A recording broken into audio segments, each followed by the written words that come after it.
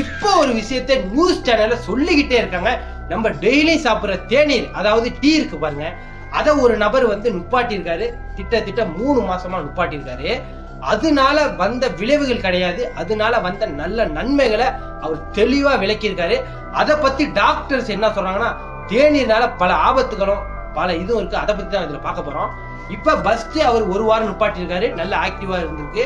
டீயை வந்து குடிக்க முடியாத அளவுக்கு ஒரு அடிக்டரா இருப்பாங்க எல்லாருமே. டீனாலே ஒரு அடிக்டர். டீ சாப்பிட்டாதான் எந்த வேலைக்கும் போகணும், எந்த வேலையா இருந்தாலும் பார்க்கணும், ஒரு அடிக்டை உருவாக்கி இருக்கு அந்த டீ.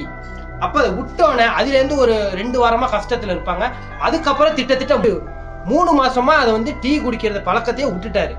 அப்ப இதுல இருந்து அவருக்கு என்ன ரிசல்ட் தெரிஞ்சிருக்குன்னா, நல்ல தூக்கம் வர்றதும், நல்ல உடம்பு ஆக்டிவா இருக்கிறதும், நல்ல உடம்பு வலிமையா இருக்கிறதும், நல்ல திறனை யோசிக்கிறதா இருக்கட்டும், எல்லாமே இந்த டீனாலதான் இது எனக்கு தடுங்கலா இருந்துச்சு அப்படின்னு இந்த டீ நுப்பாட்டினோட, தேநீரை நுப்பாட்டினோட எனக்கு ரிலாக்ஸா இருக்குன்னு சொல்லப்படுது. இது சயின்டிஸ்டான உண்மை. டாக்டர்ஸும் அதே தான் சொல்றாரு. டீனால என்னென்ன பிரச்சனைகள் உருவாகுதுன்னு அவர் சொல்லிட்டாரு.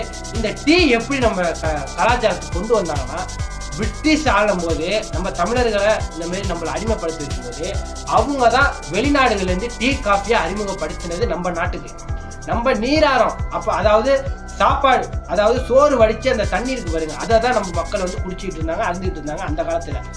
அப்ப இந்த டீ சுகரை உருவாக்கி, நம்ம டீ காஃபியை உருவாக்கி அவங்க கொண்டு வந்தது பிரிட்டிஷ்.